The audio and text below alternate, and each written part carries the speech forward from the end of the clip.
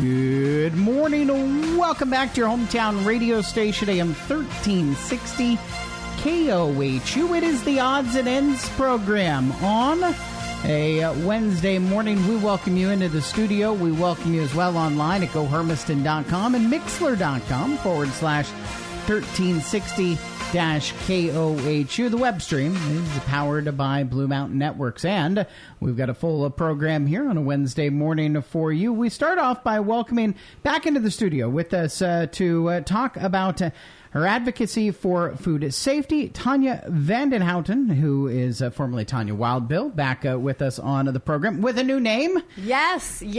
Good morning to you. Good morning, Eric. I'm so thankful to be on the show, and I'm so thankful to KOHU for holding a platform to get out an important story this morning. Welcome back, and this is kind of following up after our last conversation, just prior to the vote for state senate. You had started to say you were about to have your kind of Mr. Smith goes to Washington moment, and so you did have that in December. Yes, but it wasn't Mr. Smith. It was Ms. At the time I went back, I was already changed to Tanya Vandenhouten. The reason I'm here today and so thankful to Eric is I did ran as a non-affiliated candidate for District 29 Oregon State Senate. And at my July 27th speech at the Pendleton Convention Center, I publicly said that win or lose the race, that I would continue my advocacy for food safety, shedding light on the FDA product approval process and the fact that so many ingredients are tied to mental health issues and chronic disease. And I wanted to really walk my talk. So I showed up at Senator Merkley's town hall at the Umatilla Tribal Governance Center. And then I showed up at Senator Wyden's town hall in Condon, Oregon. And I publicly shared as a citizen. I want to be very clear. This is not political. This is me advocating for food safety as a citizen of the United States of America. And I asked, I said, is there ever consideration for legislation that will require the FDA to revise the product approval process? Because it really would take an act of Congress for this change to really happen. So explain what the approval process is. So what are we talking about? Well, I don't know the full legislative approval process. I do know that if anything moves forward, and if either senators... No, I mean with the food. Your focus here, we need to give context to what this FDA food approval process is. So we have what I can talk about is that apps like UCA and EWG are shedding light onto the scientific-based research on foods with hazardous products that are tied to mental health and chronic disease. The UCA app, I'll talk about UCA, has changed my life personally. I want to encourage anyone. What does UCA stand for? So UCA, the founders are from France, and the founder's wife is from Yucatan, Mexico. And you can scan the barcodes. I've spent over 30 hours scanning food at Walmart and Safeway, and we do have choices that are available. But what's amazing, once you start scanning, it'll show you the actual products that are tied to chronic disease. I'll give an example. Premium smoked ham, Land of Frost scores 9 out of 100. My baseline is 50 and higher when I scan. If it's under 50, it means there's too much sodium, too much sugar, or that it's a hazardous ingredient tied to chronic disease and mental health. And I also want to say that a huge percentage of our food is not considered safe level of intake by the European Food Safety Authority, which is very, very shocking. So, example, in that Land of Frost ham, when you want to go make that sandwich, there's disodium phosphate, and that can damage the kidneys, disrupt bone mineralization, increase the risk of cardiovascular disease and breast cancer. And this is one of those ingredients that the European Food Safety Authority is saying is not, that exceeds the safe level of intake. So what my report... So where's that information is based on? It's based on what kind of studies? Yeah, it's based on, and I don't have the scientific resource right here, but it's in the app. So every time you scan and it shows you what's hazardous, you can click on the scientific resource, and then it'll show you the scientific-based research that it's actually pulling from. And thank you for that, because I need to add those scientific resources to this as well. And I did contact U.S.A, so they were aware that I was citing their data. What I did, Eric, was I took 15 products into my presentation, Lean Into Keeping Americans Alive and Well. Out of the 15 products, 20 ingredients were tied to chronic disease and mental health issues from just 15 products. So what I'm doing myself, I went to Washington, D.C. because both senators streamlined meetings for me in D.C. after I spoke publicly. They agreed that this was a very serious issue. So December 11th, I met with Senator Merkley's legislative correspondent staff. And then later that afternoon, I met at Senator Wyden's office with domestic policy and health issue staff.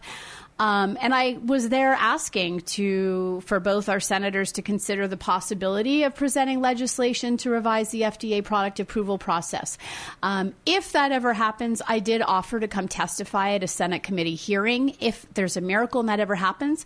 But Eric, I left realizing that coming live on a show like this and on Odds and Ends and consumer awareness and education is going to go a lot further. When I went to Walmart last week, I ran into 5 people scanning the U.S.A app because they had seen my presentation on Facebook and Instagram and TikTok. So I came away with Washington, D.C.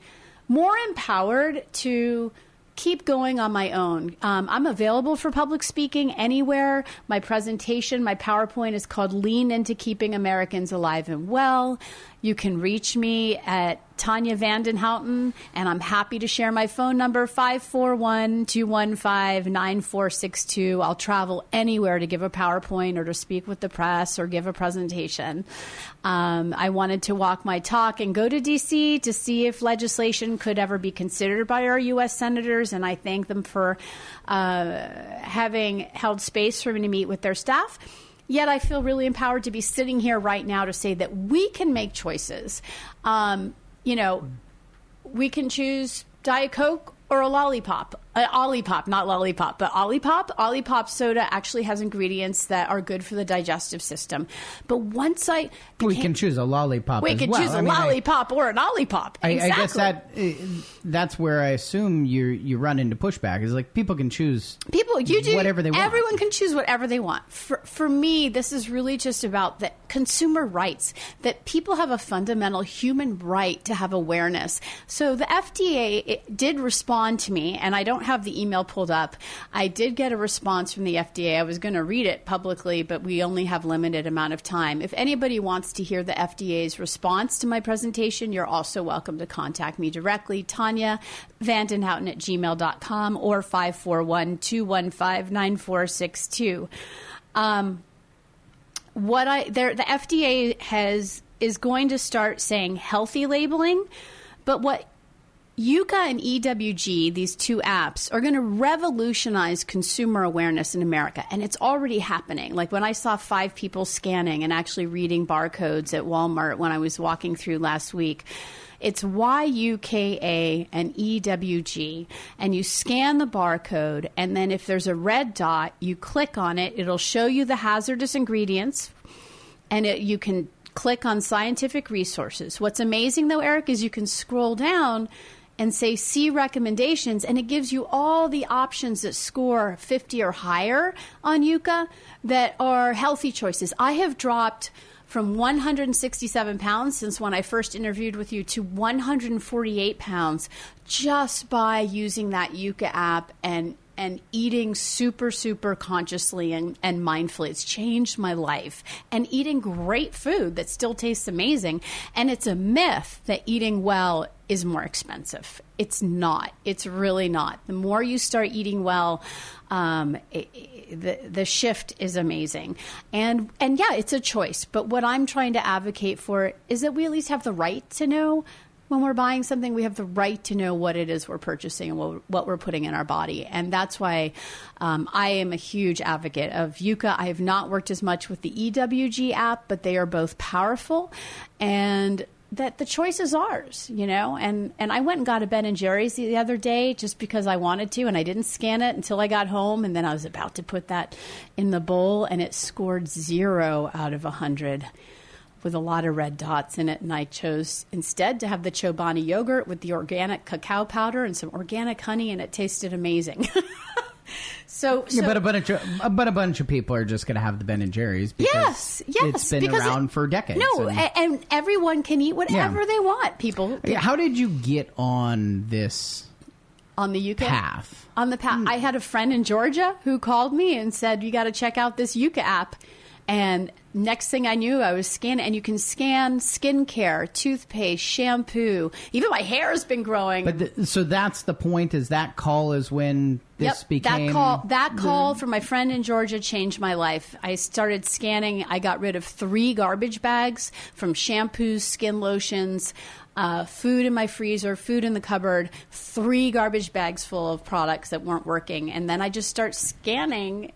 I'm kind of a scanning geek. It's all I do when I go to the store. I spend an extra hour just scanning. But now I'm knowing what the healthier choice products are. People, we can all eat whatever we want to eat. People can drink. People can do whatever they need to do. What my message is as we wrap up today, because I know we just have 15 minutes, so I want to be mindful of that. My presentation, Lean into Keeping Americans Alive and Well, is just about heightening awareness that we have a right to know what it is that we're purchasing and putting on our skin and in our body.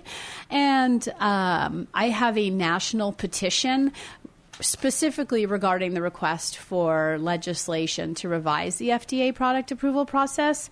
If you're listening now and you'd like to read and possibly sign my national petition on change.org, you would go to change.org and type in "lean into negotiation with the FDA on their approval process to protect Americans' health." Again, that's change.org, lean into negotiation with the FDA on their approval process to protect Americans' health.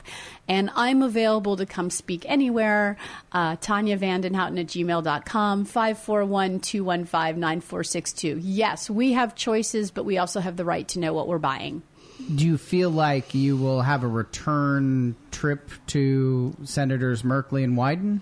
Well, I'll be transparent that I asked Senator Merkley's what would a what's next be, and she did say that if this moves to legislation, that they would call me in to testify at a Senate committee hearing if we ever get to that place. That would be my dream. But you didn't feel like it got a lot of traction? I have not heard any replies yet at this point, so I'm going to just keep walking my talk, and maybe one day a miracle happens and I get called to testify at a Senate committee hearing. I left that door wide open as a what's next, and I would go back to D.C. in a heartbeat to give testimony.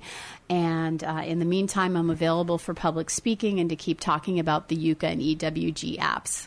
Tanya, I wonder, you've been on a number of times here through the Senate run, and we never had the time for me to ask, so I'm going to shoehorn it here.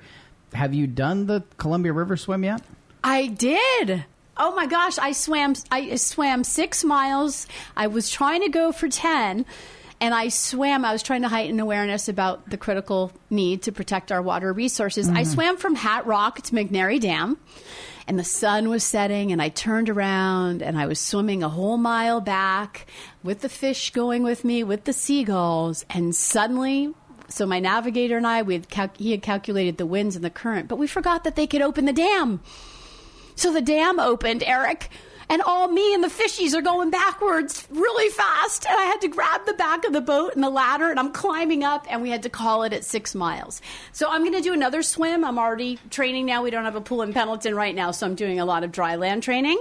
So I'm hoping to do a minimum. My intention is 10 to 26 miles next summer. We're going to have to figure out a different route, and I don't know if we can communicate with the Bonneville Power, because they don't schedule the opening of the dams. So we're going to have to calculate a different route. But I did it. I swam 3 hours, 48 minutes from Hat Rock to McNary and a mile out, and then was so thankful to climb on the boat when the dam opened. Sure. All right. Very good. Well, we appreciate the conversation. Thanks for being with us, Tanya. Thank you. With us from the Stanfield School District, Superintendent Beth Burton. Yeah, it's not going to just... There we go. Yep, it'll be what it is. So we need a new mic arm. It doesn't work for somebody who's as tall as you It's are. okay. You gotta lean a little bit. Good morning. Good morning. How are you? I'm good. How are you? I am good also. Did second semester start this week? No, actually. No. Second semester for us started when we got back from break. So students... Oh, you're way ahead. Yeah, we had a staff work day January 6th, and students returned January 7th, and that was the start of semester 2. You're down the home stretch. Yeah, so last year around this time when we adopted the calendar that we're currently in, I didn't really pay as close of attention as I should have to the balancing out of days in the quarters. And we just kind of like having the semester end at Christmas break. It's a good natural break, so you don't have to try to continue moving forward for a week or two when you get back. Next year's calendar looks different, though. Just from a credit standpoint, at the secondary level, it doesn't make sense to have second semester be so much longer than first semester. So even just 2 weeks on a 4-day week, it really does matter. So when you look at the focuses that you had going into this year at the midpoint, how are things going in Stanfield? I think things are going pretty well. So one of the main things we've been working on is attendance. We have been sticking with our process of meeting regularly to review attendance, working to notify families of where their students are in terms of attendance, and trying to reach out about what are some obstacles that you might be facing? What can we do to help with those? And are seeing some good movement. Our county, is utilizing a process for truancy. We are participating in that. And always, citations for truancy or non-attendance are always a last resort. It's never the first thing that we try. I was able to go last week to court in Hermiston for our first it's been a couple of years since we've been able to do that. And so Sure. It's kind of nice to be able to observe what that looks like. And I believe the judge that was presiding over that did a great job of trying to understand what it is that families are experiencing, so that we can work with them to make sure their students are in school more often. So attendance is a push. I think we're on the right track. I think that is going well. The other main thing that I've been really working on in our district is trying to build a data culture that is ongoing. So you can gather all the data in the world, but it doesn't really matter if you're not doing anything if you don't with use it. Yeah. Right.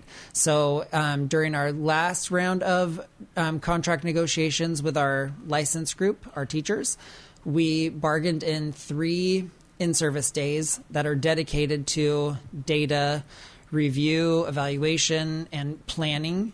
So we use iReady diagnostics for kindergarten through 5th grade in reading and math. And then we use MAP testing, similar to what Umatilla is using at the secondary school, 6 through 12.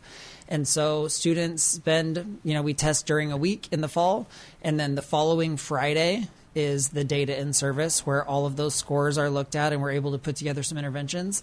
And we do that 3 times a year. So students last week did all their testing for the winter. And this Friday, in 2 days, will be our second data in service of the year. And I think those are going well. We're able to make some adjustments and are utilizing the data that we are getting to move forward. And that's always the goal.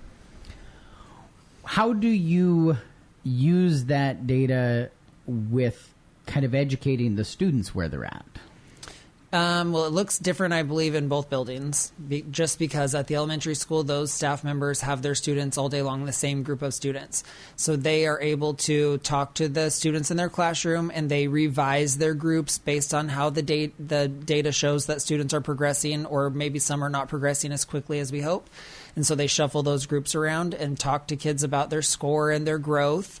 I think students understand their growth goals. My daughter's in 2nd grade at Stanfield Elementary, and she understands what her goals are and that she needs to be moving forward. And then my job as a parent at home is to talk to her about doing her very best and putting her best effort out there so that we can know where she is. We don't really talk about scores or how many points of growth she made. We really just focus on the effort, because that is something that everyone can control. You can control your own effort on a task. At the secondary level, we are really pushing on literacy and an improvement in literacy skills. The staff have committed to explicitly teaching content-specific vocabulary, and I think that is having an impact. And that's something that every teacher can do, whether they are a language arts teacher or not. You know, I know it's scary for folks that don't teach English to feel like they're in a position where now they have to teach reading. And if you want to pull the curtain back, I also taught high school English, and I did not learn in my program how to teach reading. There is a wild assumption that students can read at grade level by the time they get to high school. Yeah. And those students that struggle with reading, I don't feel like, at least I was not provided with the supports that I would need to help those students with foundational literacy skills. I mean, did you feel like you got that? So I think I'd probably sit here still under the impression more reps is right. kind of how you get there. And so focusing on, you know, the controllables, like encouraging students to do their best, trying to help them understand, you know, what it is we're looking for. What we're looking for is growth. And a lot of times I don't know that students are aware of the fact that they actually are learning and growing until they get an opportunity to test. And that's their time to shine. And the winter test session is always hard. It's always kind of a slump.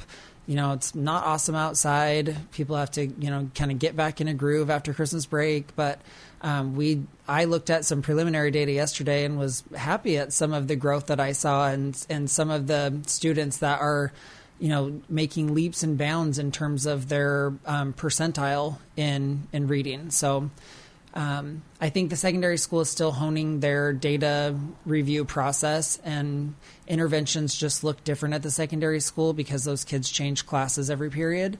But I do think we're onto something. It's not perfect yet, but I think we're on the right track. Beth Burton, Superintendent Ina Stanfield, with us here on the Odds and Ends program on AM 1360 KOHU. As parent, Beth, how do you provide the why to the second grader? Well, because I feel like at all levels, that's the biggest linchpin right now is giving the student the why whatever they're doing matters. So I feel like I have great parents, and my parents really pushed that learning is important, education is important. And as I got older, there was a focus on grades. And, you know, they always messaged like you need to do your best. And, you know, we're not accepting anything less than your best. And in their minds, nothing less than a B was my best, whether that was true or not, that you could not argue with them.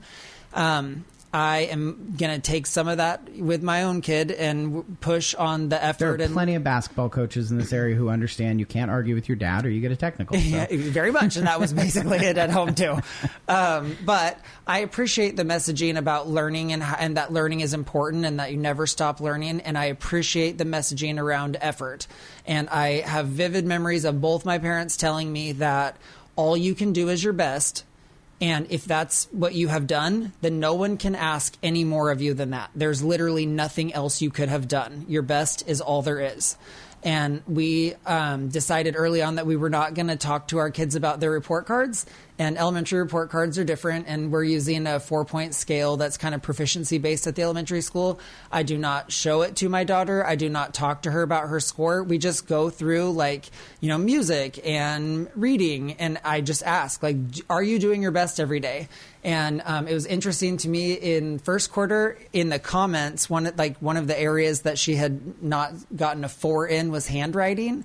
And so I asked her, like, in all of the parts of your day, what is the part of your day that you feel like you could write a goal around because you haven't been giving your best? And she said handwriting. And I thought, well, that's so interesting. Oh, that aligns. Yeah. And then second quarter in the comments, there was like a score change. And then the comment was that it had been improving. So I feel like teaching your kids how to be reflective, letting them complete a task and then asking them how they feel about it and really praising effort more than outcomes is the way to go. At least it is working out right now for me. My other daughter that will be in kindergarten next year is wildly different than my older daughter. And so I'm not sure if the system is going to carry over and like show that it stands the test of time, but we're going to try it out.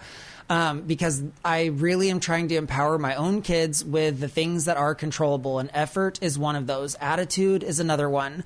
And then just showing up. Like, you have to just show up. You have to show up and you have to try.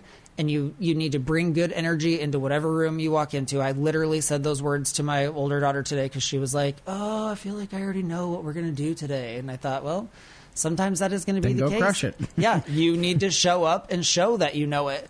And I'm hoping that will sink in the way it did for me. My parents really did do me some favors by messaging that stuff. I didn't like hearing it all the time, but now as an adult, like as a kid, the things they said were kind of my inner voice, until I got my own. And I'm hoping that is happening for my kids too. And it's not anything special to me or to my husband. I feel like every parent can do this. Every parent can tell their kids to just work super hard and do your best at whatever it is. If it's jumping rope, do your best. If it's handwriting, do your best. If it's multiplication tables, do your best. Sometimes your best is not going to be awesome, but you will grow if you keep doing your best. That's really all any of us can do. Let's finish here because I don't have it in my head right now what's coming up this weekend, but it's been a fantastic start in the Blue Mountain Conference for the basketball teams. Yes. Girls had a heck of a non-conference game against LeGrand last night. LeGrand got them, but probably good for both of those teams as they go down the stretch here. But when's the next home action? We host Heppner on Friday. Big one. Yeah, JV girls will kick off the day at 3 o'clock, and then it's JV boys followed by varsity girls, followed by varsity boys. And then we happen to have a Saturday off at the high school level, but there is a girls' middle school three-way basketball deal at home that starts